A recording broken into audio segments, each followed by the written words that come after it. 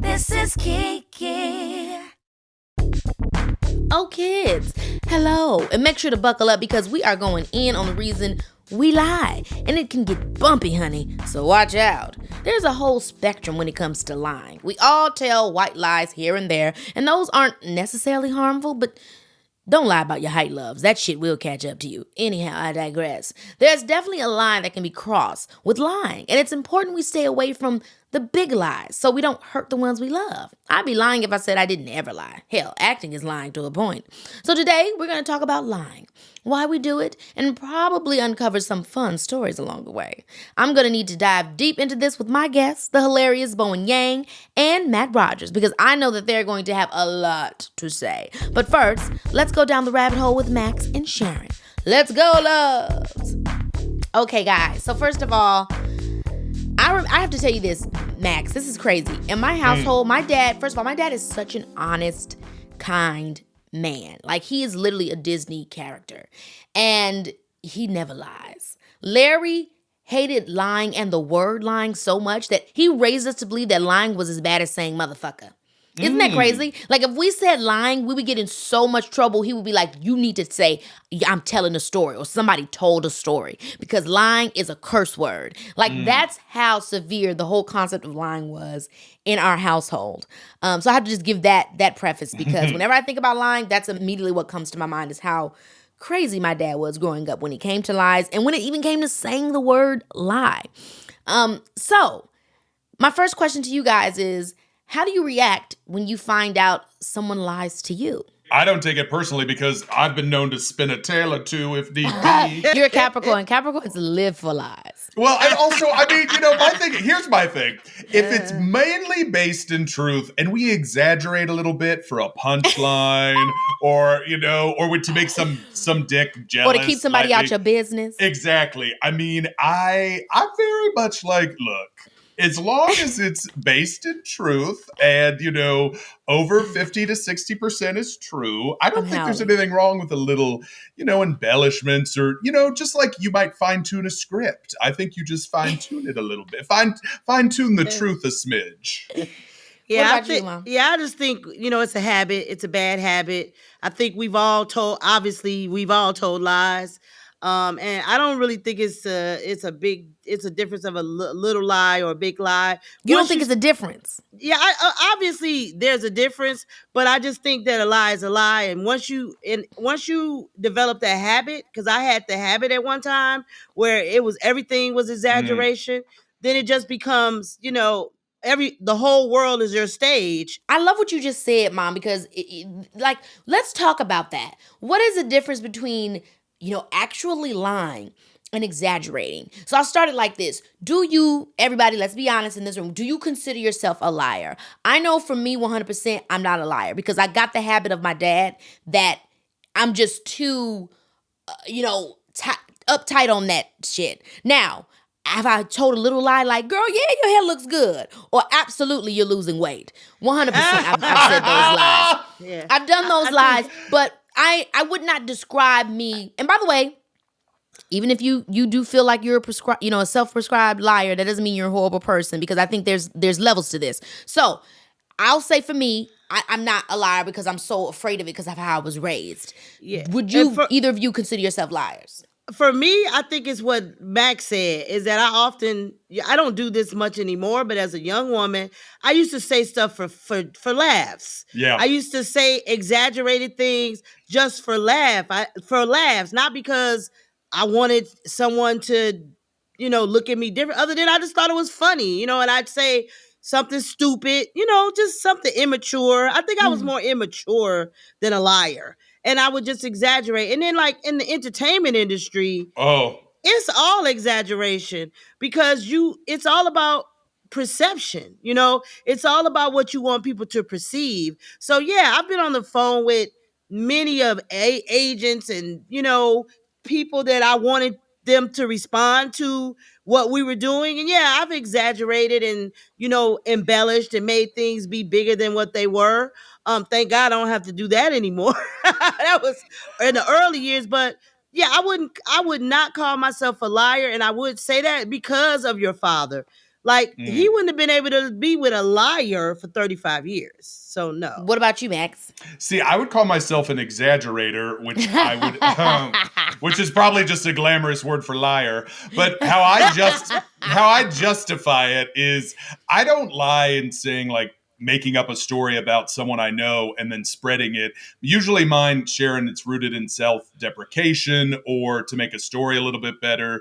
Now, I mean, if it's going to be something like, if it's a you or a true friend or a family member, I would never lie to someone who's going to ask me straight up, because the times I have lied, it's always the lie that gets you in more trouble than the actual truth. Like, if you're just, you got to keep lying. Because you got to, and then what does it do? It spirals. And then before you know it, you're like, well, shit, what did I say I was doing when I was doing, and so that, and I do think that comes with age, Sharon, too, is that you realize that when you do just share the truth, even if it's uncomfortable, that's how you feel and that's how it is. And like at the nitty gritty, that's how I try to be. Now, that doesn't always happen, but I would say more often than not, I feel, but to put it nicely, I do feel an exaggerator.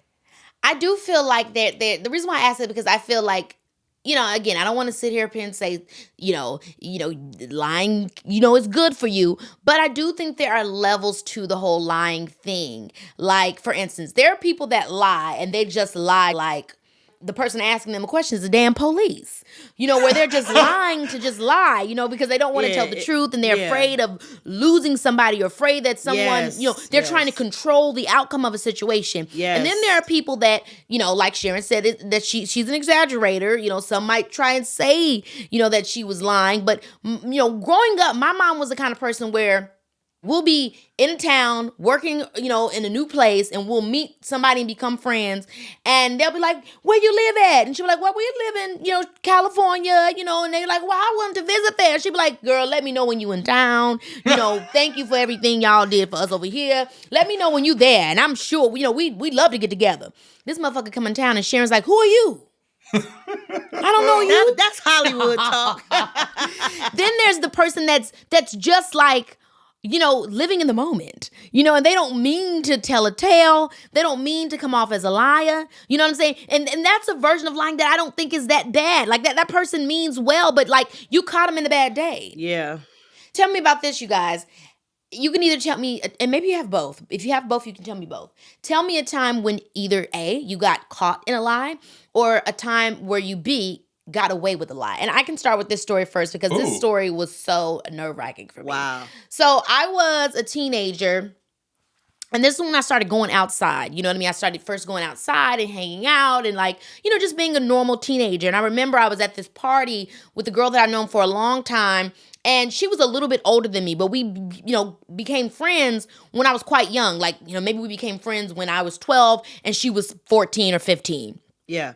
And by the time I was 16, she was, an adult, because she was already a few years older than me to begin with. So she was kind of doing more things that I was just like still kind of like naive to, or really judgmental to, just because I was such a young kid. And so I was at this party and she was like drunk, or she had been smoking weed, one or the both. And I remember I was texting my other friend who I was there with, and I was like, I can't believe how, let's say her name was Sasha. I can't believe how Sasha's over here acting like this. This shit looks crazy to me, and I just can't believe that, she's doing all this stuff. And instead of texting my friend, I actually texted Sasha. Oh. And I was like, well, I got to go balls to the walls. She was like, she texted me back and she was like, Keke, really? And so then I'm like, fuck, you got to do what you got to do. And I said, I wanted you to see how other people would be thinking. So yeah, I sent you. I sent you the text message talking about you in third person simply because I wanted you to get an idea of how other people could be viewing you and seeing you in this moment, and what kind of conversations could be happening around you. Yeah. Like, I had to own it. That was kind of smart, though. Yo, but Keke, psychologists would actually probably say a lot of time with lying, you almost want to get caught because it reinforces. It gave me a way to really say what I wanted to say, at least. Exactly. And I mean, that's what's so fascinating. And like, that's when you take a step back. When you take a step back and look at behavior and you think like, like I have a terrible habit of where like I kind of like getting caught or feeling bad. Like I almost like will I'll like get off Come on, being masochist. a little masochism never hurt everybody, but where you're like. Because what I've realized when you get away with a lie, and I'm not going to go into details, but the one time I've cheated, and I'm always very forgiving when anyone like falls off the wagon with the cheating, because I'm like, honey, not me. I can't judge you because I've done the same thing. Is when you get away with it, the prison you build for yourself is worse than it's really the truth. It's like when you're shitty to other people, especially someone you love, the guilt you feel is so huge, and you think, I've done this to me and this is all my own actions, and I've had to really work on that because that's very hard. So tell me this, do you ever lie to yourself? Yes, but I usually I will do it, but then eventually, and I think most of us can recognize this, you will come to terms with it, and then you realize the only person you're hurting here, motherfucker, is you. And you will, because I mean, how long, if it's like if it's, oh, I need to lose weight, oh, I need to do this, eventually you're telling yourself these lies to maintain your mental psyche, and then you're just like, no, I gotta break this cycle, and I've got to actually do what I'm setting out to do. If you really want to achieve a goal, if you want to achieve a relationship or any of that, is going to hold you back. Yeah, I think the biggest lies that I tell right now that I'm working on, because I've really, really done a lot of work on myself and trying to be honest and transparent and telling people the truth, especially in this industry, just telling them the point blank truth. This is what I need from this situation. So I've really practiced on that. But I think I have a bad habit of going, oh, I'm gonna call you back. Or, oh, I'm gonna catch you. I'm not calling you back. I don't want to talk. I think it's just how to get out of it, right? You're just trying to get away from just trying to get out of the situation. Oh, I'm gonna hit you back. I say that a lot with no intentions of ever hitting you back. Everyone's guilty of that one. Okay, I think that's the last one, you guys. It's always a fun time chatting with you. And I'm excited to get into this conversation with Matt and Bowen and see what kind of liars they are. Baby, this is Keke. Okay, you guys, I am already smiling because I know we're going to be laughing today, and I mean gagging. I am sitting here with two hilarious guests who you may know from their hit podcast, Las Culturistas. Please welcome to the show, Matt Rogers and Bowen Yang. Hey, I'm on the floor.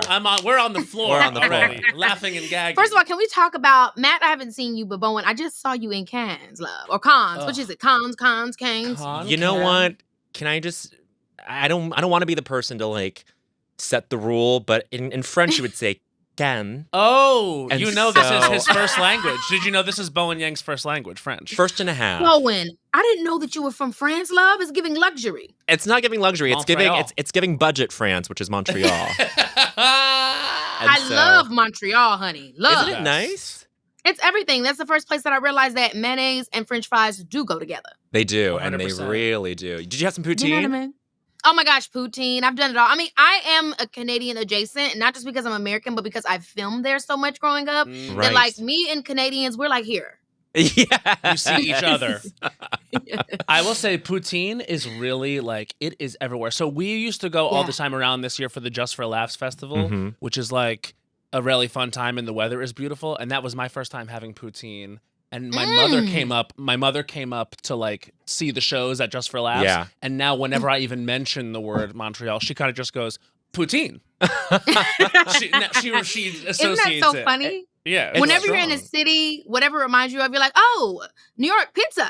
Oh, Canada poutine. Like you just immediately think of whatever. It is like that. 100%. You two in Cannes is probably a chic vibe. It was fun. It was a quick little pass by. But it was a quick pass by, and to be honest, we both were probably working our ass off. You know, when you get to Cannes, I was going to say it wrong, so just know that, guys. No worries. But when you get there, I feel like for me, it was just like I was working and moving around and doing so much, so I never really get into it. Like I need to go for a vacation, I feel. Right, exactly. We need to see you in the south of France. The vibe was Miami. It was giving Miami. What, in terms of like the nightlife and the sexual energy? Yes. No, I would say the nightlife, the sexual energy, and then everybody was just like, we're here to get it going. You know the energy that Miami has? It seems like the moment that anybody lands, they're like, yeah, So where's the real shit? Yeah. That's what it feels like when we were there. It was like everybody was kind of like, yeah, I'm getting into this. And where are you going? Oh, yeah. Oh, You know? I love Period, it. I yeah. gotta get there.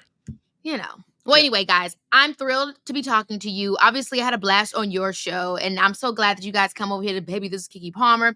And, I mean, today we're talking about lying, which, I mean, I know it's so strange, but this is the place where we talk about strange and curious things. Mhm. And lying, I'm so curious about it because, like, the way that sometimes we lie as human beings, you would think it's either life or death half the time. Yeah. And most of the time, it's really no reason why. So I'm very curious to talk to y'all to see, like, I mean, what are your thoughts on lying? Would you consider yourself a liar? Are you the white lie person? Are you like, hell, I'm gonna give you a tall tale just for kicks? Like, what is your initial surface view on lying? I feel like, well, my thing is it's weird to be an actor and also say this in the same breath, but like I can't lie because my face will show everything. Yeah. And also it's just like, I feel like if I had that like time in my life, it was like a long time ago. You know what? I don't lie. I do keep things. I don't lie. I'll withhold. Mm-hmm. And that's Omission. within bounds. What sign are you, Matt? Again? Pisces, rising Pisces, Cancer moon. I saw that jaw drop. The jaw's on the floor. I know. There's a lot of emotions in there. You got to keep some shit I tight. could start crying at any second. And get this, my sister is the Scorpio. I am not the Scorpio. Come on, the. Well, we have the Virgo with us, correct? Okay, let them know, because y'all know I don't play. Virgo tendencies. Virgo tendencies, period. Period. 100%. So lying for me is like, it's just not a good idea because if I were to walk it betrays away, your emotions. Yeah, and also like, Yes. I will feel guilty about it 100%. I think that's also a Pisces and water sign thing is like constantly being in your feelings. And if my feeling had to be guilt, that wouldn't be comfortable for me. No. So I have heavy guilt as well. I'm not even going to hold you. Very heavy guilt. Right. Are you a liar?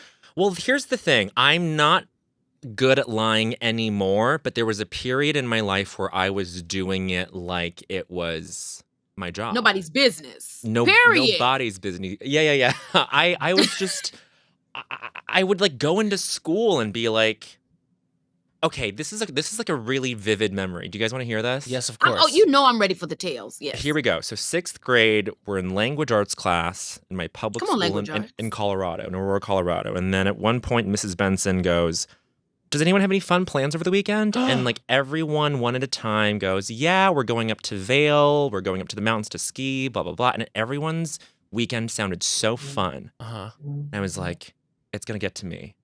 And I have nothing. I got nothing. What did you make up? And then it got to me, and here's what came out of my mouth. Okay, this is what I said. I'm leaned in, honey. My mom won a shopping spree on the radio, so we're gonna go to the mall and just and buy a bunch of stuff.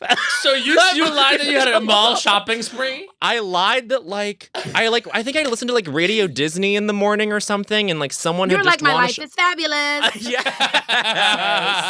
and I was like, what just escaped my body? Like a pure fabrication. Yep.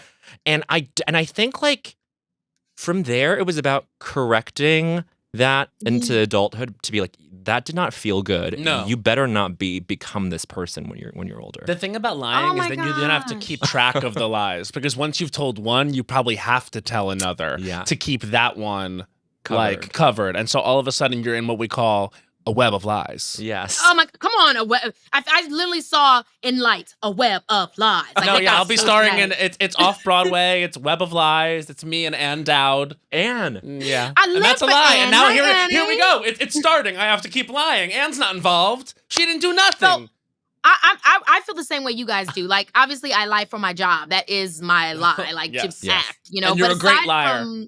Thank you, honey. You know, it's taken years to get that kind of Award-winning lie liar. down.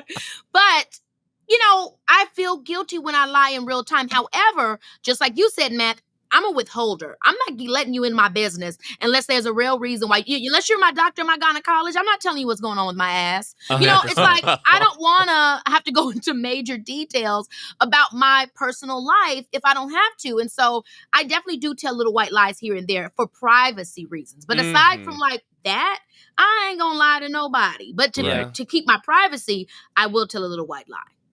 How does that square with Virgo? Like, what do you think that means astrologically? Like, you have to uphold something, and so therefore you omit as a way of upholding. I love this. absolutely love this question.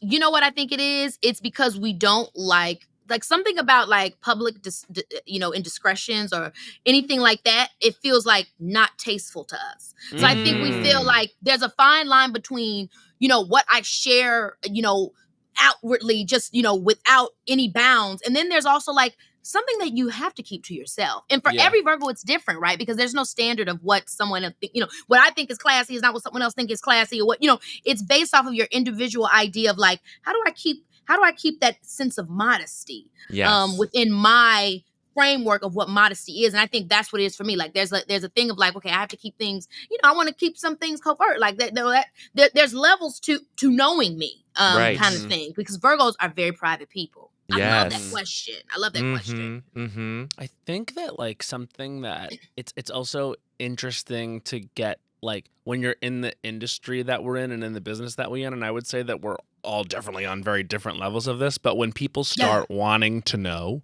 like that's when it's just like before it's like whatever, no one cared, but then when people like start to ask the questions that like are like they don't have any boundaries, then it's just like, wait, where is my boundary? Because I actually had dinner with my parents last night, and I've been doing a lot of stuff on the radio and just talking about like my personal life. And my parents were like, yeah, well, you have to be careful. Don't share everything. And then I was like, well, of course there's a fine line, but also you have to understand sometimes, I think, when you're like a personality as well as the professional liars in terms of acting, it's like sometimes people feel seen by what you're going through. Sometimes it helps people. So it's that weird thing of like really navigating like what's helpful and what's positive and what's in line with why you got into doing this, which is to make people feel good, to make people feel happy, but also that thing that not only exposes you, but also the people in your life, which is something I've had to watch. It's exactly the line of like when it becomes exploitative. And I think that with reality TV and how reality TV celebrities and then people that are like celebrities based off of like a performance or acting or music, etc. There's all these different fine lines for what we do as public figures. Because I think for music, it's almost somewhere between what you expect from an actor and what you expect from a reality TV star. Like in order to believe in your music, I need to know a little bit about your life. I need to be able to tie these songs to some type of storyline. And then as a reality TV star, hell, you got to expose and exploit your entire life, because that's the only reason why people are buying into your show. And then for an actor, it's like, we don't really need to know that much about your life. Actually, I prefer to know nothing about your life so that I can believe these characters. Right. And it's so true what you're saying, because it's like, based off of what kind of public figure you're trying to be and what you wanted to use your platform for, if it's just for performance or if it's performance and activism or performance and, some particular message or representation, then what you expose, it does the scales for all of us kind of constantly tip and turn. And you got to decide what you want to do and when. And then sometimes it changes. Yes. But speaking of reality, though, like, the thing that I notice in reality television is it's the worst thing in the world to be called a liar. When someone gets called a liar on reality TV, and just in real life, I guess, but I'm like, what? And I've always been curious about that. I'm like, it's a defamation. It's a defamation. Because it shows like the word liar, like, and this is like thing. As we're talking about this, I'm like, liars for me, I could not date them or be close friends with them. No. Because the thing is, like, lying is directly connected to trust. So when you tell someone that you're not a trustworthy person, or like you realize that close people around you aren't trustworthy, then like what do you have in any relationship if you don't have that? So it's like we're talking about lying as in the behavior of lying, but also there's the virtue of trust. And that is what's more important to me, is like the who you are in terms of your virtues and not your behaviors. Like little white lies, whatever. That doesn't say anything about who you are. I think you're so right. Did you betray my trust? Then we're cooked. What's something? Is there a moment in your life where you did something where you realized that you betrayed someone's trust and you were like, oh my gosh, like that was like I could never again, or something that you remember? I mean. I don't know. I think honestly what I would go to is it's like if any of my close friends ever like really told me something that was just for us, and I can look back in my life and be like, maybe I told other people, that is something that I'm really disappointed with myself when I look back. Like, I think it was something in my 20s that I was a little bit more gossipy than I would like to say. And I think like, you know what I mean? Like, I think you go through that thing of like, you know, you sort of like weirdly see yourself in drama and it like is appealing to you, and then you grow up a little bit more, whereas like now in my 30s, like if someone tells me like this is a locked box thing between you and I will hold that forever. You know what I mean? Like we as best friends, we know things about what each other feels or like goes through that like I have full confidence that you would keep. And likewise. And I think we've demonstrated that as the years have gone by, but definitely like, we've known each other since we were in college. Like back then we were gossipy. Yeah, and also like it's I also think that's a little natural, but like you said, you got to be careful. Yeah. I mean, there's a thing of like, it's just, I don't know. I feel like, especially in close relationships, that's just like, that could really hurt you. Whereas like if someone like, if I'm like fucking with someone and then they lie on me or to me about something, it's just, oh, thank you for showing me who you are. Like cut print. Like now I know where to file you in my life. Yeah. But with like close relationships, when people are lying, it's like, I can't trust you, and it's not a me thing, it's a you thing. Because another thing about lying is people will lie to themselves, so they don't have to change. Now we getting deep, and I've had some girlfriends, or I mean, sure, somebody probably could say this about me as well, but I at times in my life, I mean, I'm just putting it out there. Probably not because I'm a Virgo and I'm perfect, but I just wanted to seem like it could be me. Yeah. But I've had friends before where it's like, I don't know what to say because I feel like they're caught in the concept of lying to themselves. Yes. And it's like any wrong turn I make, is this going to like explode you? Or like what's going to happen when I pop the bubble that you're living in? And should I, what am I a good friend if I'm lying in agreement with you in this delusion? Like as a friend, when do you show up and like burst that bubble, or is it your job to kind of help them maintain that delusion? We just talked about this. We literally just talked about this. And pretty recently, like Matt, I won't say too much, but Matt was like not sure about whether or not to use the words like, I'm worried about you, or I'm concerned about what you're going through. And in this moment, I would say it was helpful that you were honest about that, and you weren't going along with this like this interesting like sort of windy path I was taking with my psyche. You were like, stop. Let's pump the brakes. Well, it's a thing of like when you are a really close friend and you have a feeling like someone in your life is going through something, it's almost that thing of like, what is the better thing to do? Is it to give tough love and be like, I'm going to show up as the person in your life who you should trust to do this? Or is it a thing of like, you have to like step back and let someone figure something out? And I think like when you try one thing for a long time and then you try the other thing, it's scary.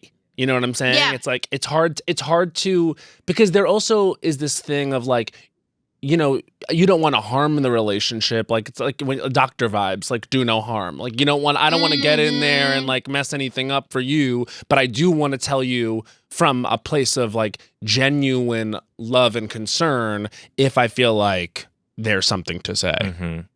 Absolutely. I feel like I can go both ways, like depending on the temperature that my friend is coming with. Because I'll be honest, sometimes being delusional is like, it is like the steps before I'm either falling into a depression or pulling myself out of something. Yeah. So sometimes I don't want to, like you said, do no harm. So I will go down that lane with my friend and say, okay, well, if that's what you think is best, and all right, you know, and then when I see that things are going too far and maybe, you know, this delusion is actually, the delusion is harming them and actually not helping them push into another direction, then I will take a step back and I'll say, look, girl, I got to keep it real with you. And look, if I'm crossing boundaries, then I'm crossing boundaries, because trust me, I don't want you crossing boundaries on me. But at the end of the day, I'm hearing you say this, but then you're doing that. Mm-hmm. Does that really align? You know, I try to pull the things out of them, you know, so that you can kind of see it for yourself. You know, at least that's what therapy has done for me. It really helps when you get objective about stuff. Oh, yes. But you know, it's tough because you never know what's going to really get someone ticked. You know, when it's really difficult too is when someone is excited about something. Like, for example, we've both been in situations where we were really excited about a guy, like really excited.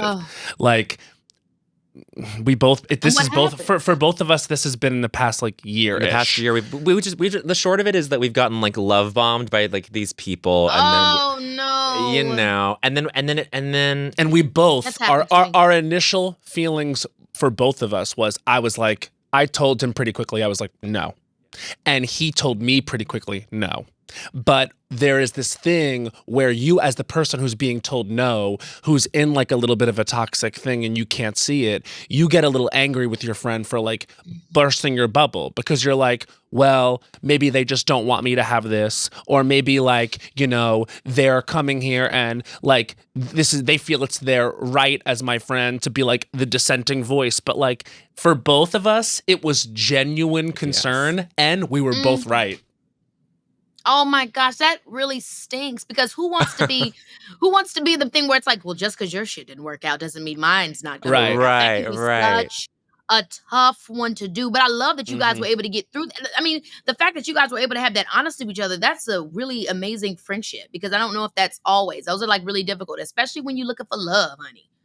Well, is this what we're picking up on? That like delusion is different from lying, but if I'm delusional, then it forces you, I'm going to say Matt, it forces Matt to lie. Exactly. Okay, Absolutely. Yeah, that's so interesting. Well, it's like when someone constructs a reality, then you have to like live in it. Ugh. You know what I mean? It's like, for example, like hypothetical, right? I meet someone, I have decided immediately, this is the person I'm going to marry. This is going to be the person where for the rest of my life, this is the one. And now they're in your life because you are the close friend, the family member, etc. And you don't vibe. Like I remember, like I met someone that Bowen was having like, you know, this sort of experience with. I literally took them by the arm and we did like a turn about the room, Pride and Prejudice style. I was like, tell me about yourself. What are your intentions with my sister? Very that. And it's this weird thing because I was, of course, like, you know, I think I was a little drunk and wherever we were, like I was like, you know, it was a little bit of a performance, but I was like, I have to get to know you if what I hear about you is true. Yeah. Like, let me put my detective goggles on. But then I'm Detective gonna throw a wild one at you guys. Is what's the difference between lying and manifesting? Oh, this is wild. Not the big questions. Manifesting manifesting I think is always aspirational in some way, right? It's like you want an outcome to happen, you want something to happen, and you're acknowledging that it's not the way it is now. It's also a thing of like when you manifest a ton, when you're in that frame of mind, the first time something comes along where it feels like what you've manifested, that's when you start lying to yourself because you're like, oh, here it is. Yeah. Like I did it. Here he is. Here's the perfect man. You're getting into it good. No, I mean, that's what it is. Yeah. Because the what you're delusion saying starts. Yes, that's what you're saying is like the manifesting part is the good part. It's the I'm looking for the person. The problem that what happens is that your excitement for what you're manifesting to come can sometimes lead to impatience and have you gaslighting yourself into believing that you found it. This is it. Like you don't go through the actual proper protocol to really feel like this is it. You kind of rush through and you're like, God answer my prayers in 2 to 5 business days, just like Amazon. And it's like, that's not how it works. Yeah. And that's when you start just not driving, speeding past the red flags. Speeding past the red flags, 100 miles per hour, rock and roller coaster Disney World. You are speeding past red flags. Just they say this thing about why they're not close with their family anymore. Bye. They say a weird comment about how much money you make. Bye. It's all these little things. It's like, okay, wait, hold on. Now you want me going on the rock and roller coaster. Oh my gosh, and then your ass can't get off. Haven't we all been there? Oh my gosh. Yeah. Where it's getting to the point where you're like, you start psychoanalyzing that person and you don't even have all the information. You're like, well, really, it was because that one thing that he told me when he was 2 years old, and that's why he has this thing. And now he's holding back from me, and that's the problem. Yep. And it's like, girl, that man just don't like you. Yeah. You know what I mean? I still love that movie. He's just not that into you because, honey, that movie is dead on correct. Yeah. You just make all the excuses in the world instead of just saying, that man don't like me. Or that girl don't like me. Whoever doesn't like me. It's hard. That is a hard one, though. It's still a hard one. But that saying has kind of like stopped me short of like actually pursuing something meaningful, I think. You know what I mean? Oh, wait a minute. Oh no! What did he say? No. Well, I feel like I can't think of examples, but I feel like there definitely have been times when I like told myself he's just not that into you preemptively, and then in the and then like years go by, and I'm like, like maybe not. Yeah, and also I think that might have been you lying. But that's another delusion. That might have been you lying to yourself. Yes, in the moment about like maybe like there could have been other reasons why, like maybe you were feeling insecure. Yeah, you were like, I'm gonna put this all on him because like I don't want to deal with what it is with me. Whereas all the time in my head, I'm just like, oh, someone's like it's mentioning someone that might be a good person for me, and I'm like, I look at him and I'm like, he's out of my league, no way, like. Yeah. But I mean, this is when I think about that, he's just not that into you. The reason why that. Even though that's obviously so hard up, the reason why I like that and why I feel like that's true regardless is it only works if you are actually already in communication with that person. If you're saying this before you even become friends with that person or talk to that person, then yeah, you could be talking yourself out of something good. However, if you and someone are already talking, hanging out, and you feel like you're overextending and you decide to pull back and it dies out, then yeah, that person wasn't into you. But if you feel like you're overextending and then you kind of fall back and they then reach back out again, then I think, yeah, then you have something going. But I always feel like the reason why I love that he's just not that into you is because if something is meant to be, it is going to be. No matter if you chill or if you push forward, you shouldn't have to do all the work. And I think that's what that movie was talking about. Is like a lot of times we put ourselves in situations and we're carrying the whole thing on our backs. That's when you know that person ain't into you because they should be lifting some of that weight with you. Yeah. This actually is coming at the exact right time for me because I've sort of been in a thing for like, I'm going to say 2 months and it hasn't moved forward. And the person that I've been seeing has been sort of like making excuses like, oh, well, I'm tired when we hang out or like, I just feel like I want to take things slow, etc. And then I think it was like a couple days ago, I sat to myself and I was like, you know what? I think this person is just not attracted to me. And like, I don't know why it took me that long to get there. And you know what's kind of growth? Because he's lying. Sorry, go ahead. Well, maybe. But the growth of it is that I can say that sentence and not really have an ego about it right now. Maybe that's just being in my 30s or I don't know what it is. But like, because I feel he like ain't the only damn man in the world. There you go. Right. And ultimately what my sister says a lot, which I've attached to now is I remember I don't know when you got on this kick, but I loved it. What? You were like, my time is valuable. And if I choose to spend it with you, that's a big deal. It's a big fucking deal. Everyone should be saying that. Yes, no, everyone should be saying that. And you were just saying you were about to say something, Bowen, to what he was saying, but damn, he because he's doing the lying. If he's being dishonest about I'm tired. Yeah. Yep. A lot of people do this thing where they don't know what the hell they like. And they're lying to themselves about what they want and who they want to be with. And that happens a lot on social media, especially when it pertains to like status and stuff. Everybody's like, I want this, I want that, And then when they get it, they're like, oh, I don't really like you. And then you're feeling like it's your fault, but it's actually because that person has been lying to themselves about what they want and they're basing it off of what society says. Be real with yourself about what actually goes with you and your lifestyle before you say you want to be Beyonce and Jay-Z. Because Beyonce and Jay-Z are all over the world 24/7. Do you really want that? Right. And also, not for nothing, but Beyonce and Jay-Z, while we love them and they are, aspirational. They're aspirational. Yeah. They've also been through a lot of things. And so it wasn't easy for them to get there. No. And imagine also what it's like to be a couple that everyone talks about. Yeah. You know what I'm saying? It's just like, it's a lot of pressure. And so even there really isn't actually a model of what anyone should be. Like the hashtag goals of it all is also a lie. Mm-hmm. It is. I mean, even with the Michelle Obama and Barack, everybody's like, I want to be Michelle and Barack.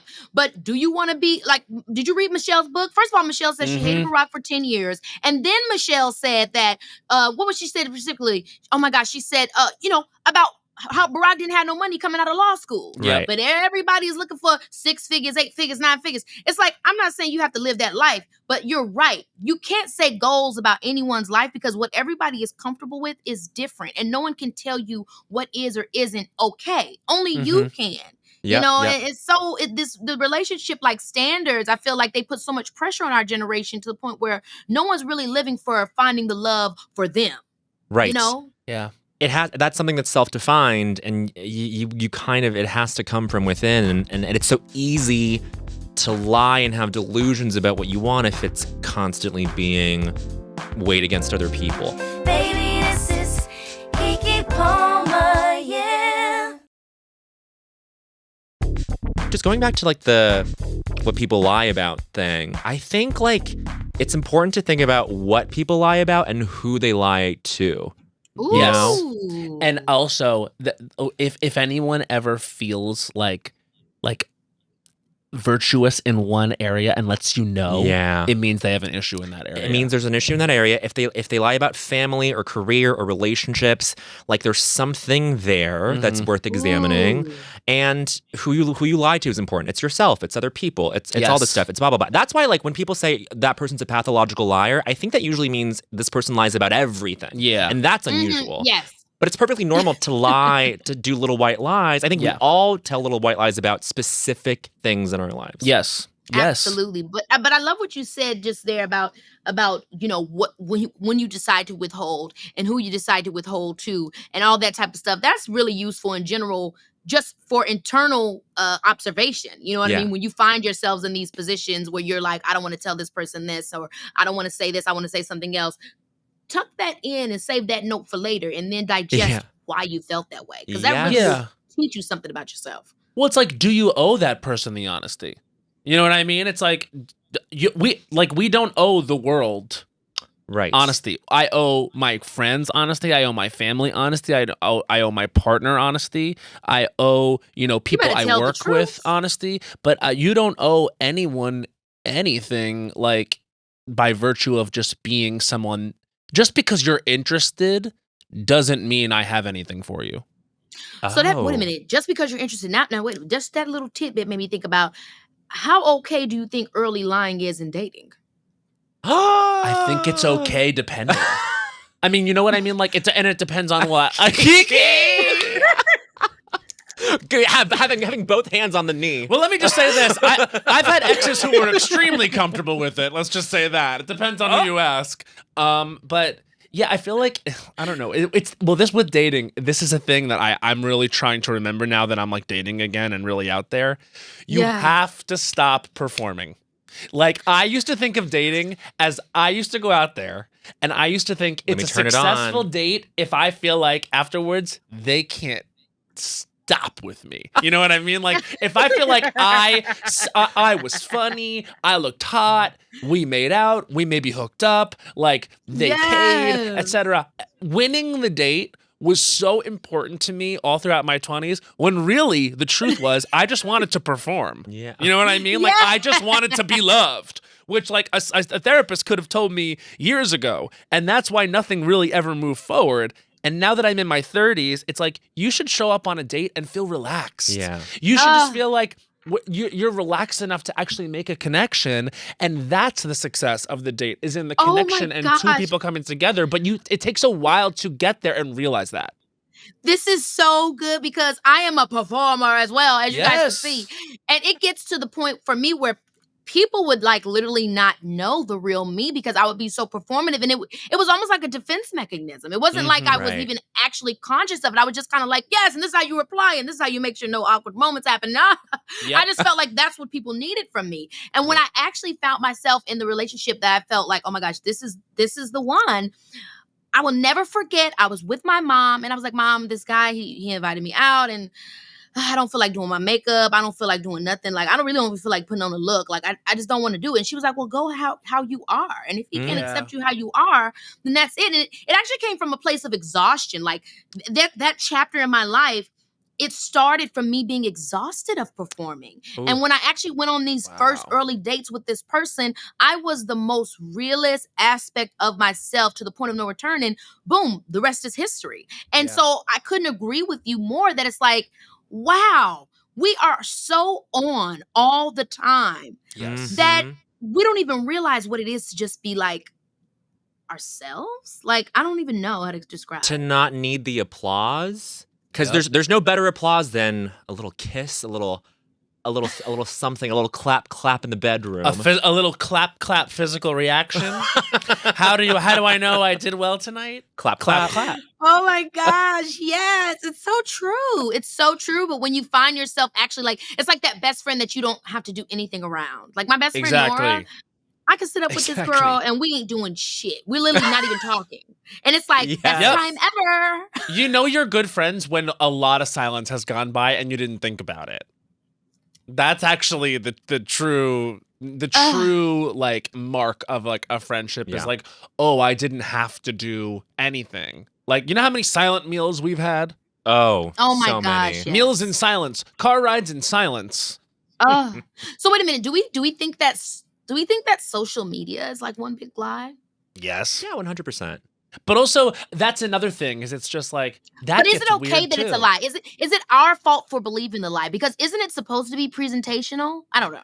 It's the means of presentation are finite, right? It's like you are omitting and curating because that's the platform. There's no way around it unless you have like a fucking live feed on 24/7 following you around. That like you're backed into that corner. I think it's okay because I don't necessarily want to present to you guys a sadness, depression, anxiety, and all the other negative shit that I can feel. You know, I do feel like with social media, I think we lie about our relationship with it more than like, I feel like the lies we tell ourselves about our relationship with it is more dangerous than the lies, quote unquote, that we tell on it. Because the platform, I feel, you know, you should express, and maybe this is just who I am, express things that are positive, uplifting, things that are going to make people laugh. And, you know, I don't want to post depressing things because I don't want people to be depressed. And when I'm depressed, I post happy things because I'm trying to push myself there. And I think for me as an artist, that's my drive. It's to like get to that place, get to that good place, share that good thing, even when things are down. But I think that the biggest lie that we tell ourselves is that sometimes we get wrapped up in the validation. We get wrapped up in the comparisons. Yeah. Yes, I just meant, like, it's exactly. The same thing. But we get wrapped up in all of that stuff, and I think that's the more dangerous lie than posting a happy picture when you're sad or posting you on a vacation when you're in the bed right now. You know, like I think those are like, that's like normal. That's like what you should expect. Like you said, on the platform, that's what it's made for. Yeah. But I think the biggest lie is like that we care maybe more than we should. Yeah. Well, I think that's a really important like part of it is like when I look at my like Instagram and I say like I'm stepping out and I'm thinking, you know, this is what I'm presenting to everyone. What I hope and what I want is that I at least recognize myself. Yeah. You know what I mean? It's like I at least want to look at what I'm putting out there and be like, I see myself in this. And I think if I'm like assessing myself, I think I do a pretty good job of that because this actually is a funny thing. When I tend to have like a good time, like it's like I'll have like 3 months of like feeling good, and then there'll be like that 2 or 3 month period where it's not so good. Like maybe that's just how my depression like sees itself, and I'm only recently like really like engaging with my mental health that way. But I'll look through my Instagram feed, and it's literally brighter colors when I was in a good place and darker when I was in a bad place. And I don't mean to do it, but it's like there'll be all these like yellows and blues and like all these like colors when I was like, oh, that's when I was having fun and having a good time. And then I can literally look at like a point of my life that was more depressing, and it's like gray, and that's, you know what, you're recognizing yourself. So it's kind of, there's a level of honesty to that. It's like subconsciously. It's weird. Yep.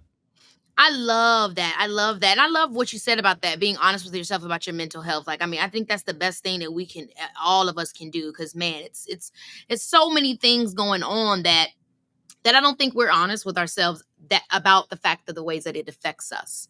You know, I think from just this workaholic nature of the world that we're living in to, you know, capitalism at large, you know what I mean? And all the constant advertisings and consumerism and social media and all that stuff. I think it's really, hell, one of the biggest lies I think we tell ourselves is that being a human is it's never actually going to be like always good. You know what I mean? Like this experience, we don't really know. Like, and I grew up religious, you know, I'm very spiritual still, but still we don't know anything and where it's going to, like, there's nothing that's really going to give you ultimate peace all the time, because that is the experience that is being a human being. And I know for me, I always try to remind myself, like, Don't fall into that lie where you think life is supposed to be easy. And I feel the same way about relationships. When we were talking about that earlier, like I also do think sometimes people in our generation have this very binary way of thinking that love is supposed to be and Right. partnership is supposed to be. And you don't have to have any of those things if it's not for you. But we've got to stop thinking that we're going to have everything we want or we're throwing out the baby and the bathwater. Like, keep the baby. Throw out the bathwater, but keep the baby because Yep. everything is not, you're not going to always like everything. And our generation just is so interesting to me because we have a concept now that's to the forefront like non-binary. We obviously know Right. that there's a problem with binary thinking, right? But yet we still create such binary ideologies in our lives. Like, good or bad, totally. canceled or not. Yeah. You know, like, why do we do that when we know that that's not real? Because it's easy for, like, for example, in this circumstance, it's easy for the three of us to share like a shades of gray experience. You know what I mean? It's easy for us to all connect over this. It's impossible to do it when you have like something like social media or news that has like a vested interest in one thing or the other because they're owned by something. It's actually sort of impossible in like a capitalist society that's run by social media like it is to actually have intelligent conversations, which is why it's so important to have art and to have media that actually can have us engage in a real way amongst our own communities. And that's why it's so important that, like, for example, now with the strikes and everything, that we get to a place where like humanity can be in art and can stay in art because that is what is Literally reflected what the back battle to is. everyone. Yep. And then we can Oh my have an interesting conversation, but it will never happen when there is like, I'm only able to communicate when I read words, or I'm only able to communicate when I'm told what the answer is. You know what I'm saying? It's like, Matt, you just ate that. You really just ate that. That was so perfectly said. I've been thinking a lot about it. I've been thinking a lot about it. And it makes me think, like, do we think that that's why there's like this over influx of podcasts? Is people are tired of what they just, this kind of like either this or that online thing? And like, is that why everybody wants to have a longer, deeper conversation that you can't have in any think other so. platform? And Yeah, here's that's what I'll say. Like, when we started our podcast, and I bet you feel this too, we started it in 2016, in which was a different world. And we literally were just like, we're going to do the podcast because for fun. It's a 2-hour hang with my best friend once a week. The mics are on. No one's going to listen. No one's going to care. We kind of thought podcasts were done. Remember? Right. We were like, oh yeah, we'll do a podcast now. Everyone's already started. Now in 2023, we're a dinosaur. It is the number one thing I'm most happy about that we've done in our entire life, because the people that come up and they feel seen by the conversations and they feel like a part of something, or they feel like, you know, they hadn't thought about something a certain way, etc. That is why I think they've popped off so much, and why everyone like, you know, is getting into it or like trying it, is because it is a way to simply connect. Oh, I love that. I love that. It's so interesting just how society continues to change and the different stories that we try to tell ourselves. And ultimately, I think we're just trying to get to some understanding. And I hope that, you know, I hope that we can get there. I mean, like you said, there's so many different forms that we have of trying to get there. It's up to you to seek them if that's so what you choose. But I love being able to have conversations with people like yourselves, because it really does fuel my mind, and it gives me hope, honestly. Do you feel like your fans like have, and like obviously you've been well known for such a long time, do you think that you've seen a change in the way that your fans relate to you since you started the podcast? Yeah, for sure. I think that my fans always knew that this was a possibility, because they could see it through my captions, or, you know, the moments that they got with me. But I think that they're very glad that they get to dive in deeper. Like, and I'm glad that we get to dive in deeper too, because even when I did daytime talk, because, you know, I did talk shows before. Oh yeah. And I think obviously the platform for a talk show is a lot more bite-sized, and it's a lot more like, it's just not as open. It's not as broad. You're not able to get as deep and really go all these different places. And so I really do think that the podcast was like the best platform for me, you know, in terms of like me getting my ideas out there and sharing my curiosity and talking about these things that, for me, you know, I think help us gain some understanding, because that's really what it is for me. I'm a curious person. I be wanting to know what's really up? How do we really feel about this? And how can we help each other kind of get through? And so I think, with this podcast now, it's an opportunity for us all to learn and dig a little deeper. Well, you're doing a great job, because what I think is interesting about podcasts is that it really sneaks up on you, because it's like an intimate thing, even more intimate than like daytime talk, where it's like, because people used to say, oh, daytime talk, the reason why people were so invested in that was because it was like playing in your kitchen while you were eating breakfast, like in the most personal space, right? But now it's like you're doing the dishes at home, you're folding laundry, like a lot of people have a podcast on because it's long, because you're not managing. Even if you're listening to music, you're like managing what you like in the moment, right? You're like, skip this track, let's do this playlist, this album. With a podcast, you press play and then you just kind of go along for the ride, and then that ends up like really perforating into your psyche, right? And that's why people feel that's why I'm on either end of a parasocial relationship, and I'm like with someone I don't even know, either someone I don't know knows me, or I know someone that I have never met in my life. Yeah. And also when something is audio, like it's actually it travels with for them. Imaginative people and creative people, they are filling a lot else in. You know what I mean? It's like, so when you're hearing someone talk, like, and they're literally like in your head, you hear their voices in your head, and so then you're like, it is causing you to fill in so many other things. And that's what I think. If I had to like really think about like why it feels like such an intimate relationship, is because there is like a lot of active listening with the podcast. It's literally someone like being like, you have so much more to draw in that's not made a visual for you already, that's on television, or etc. You know what I mean? Yeah, you can use your imagination. It feels like you have a little bit more control over where to take it. I totally see what you're saying. Yeah. Well, what I can say is I'm very happy to have had this intimate time with you guys, and I live for y'all coming by. Baby, this is Keke Palmer. At this point, I think we gotta do it again, because Keke, not only like when you came on Lost Coach, that was so much fun, but we are also like, Bowen says all the time that you're his favorite. My SNL favorate host ever. Period. I gotta come back. You we should just do need a movie to. Together, because we would literally gag the kids day and night.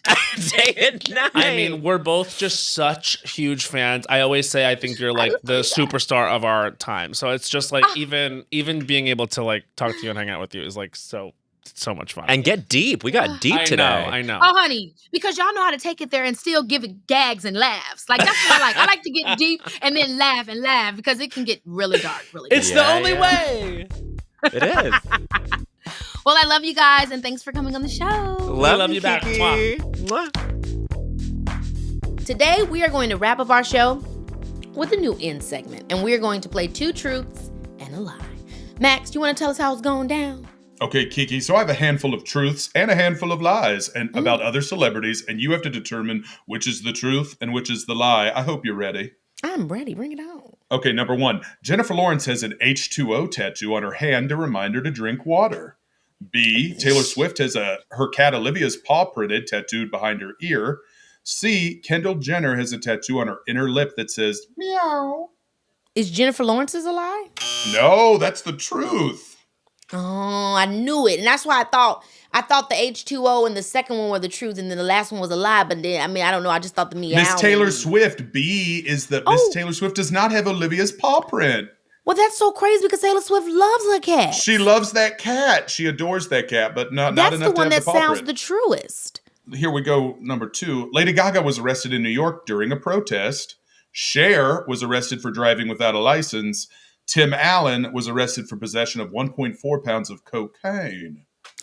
I know that. I saw a Tim Allen documentary recently. He definitely is the plug, honey. I know that to be true. I'll say the one that's maybe not correct is the Lady Gaga one. Correct. Yeah, she has not been arrested, but Cher was trick. arrested. Cher was arrested, and more power to Cher. More power to Cher. Always. Yes. Number 3, Lizzo's real name is Melissa Vivian Jefferson. Meg Ryan's real name is Margaret Mary Emily Ann Hyra. Adele's real name is Lauren Ashley Adkins, which is false. Say him again. All the names sound fake. Lizzo's real name is Melissa Vivian Jefferson. Meg Ryan's real name is Margaret Mary Emily Ann. That ain't Megan. That ain't Meg Ryan's name. Oh, honey, it is Meg Ryan's name. The false was Adele's real name is not Lauren Ashley Adkins. It is, in fact, Adele Lauren Blue Adkins. Lori, forgive me. Why do they Adele. have all these names? Oh, honey. Honey, I'm exhausted. Okay, last but not least. Last but not least, Keke, number 5. A, John Hamm worked in the porn industry as a set dresser. B, Megan Fox used to waitress at the Cheesecake Factory. C, Kanye West once worked at the Gap. The first one's a lie.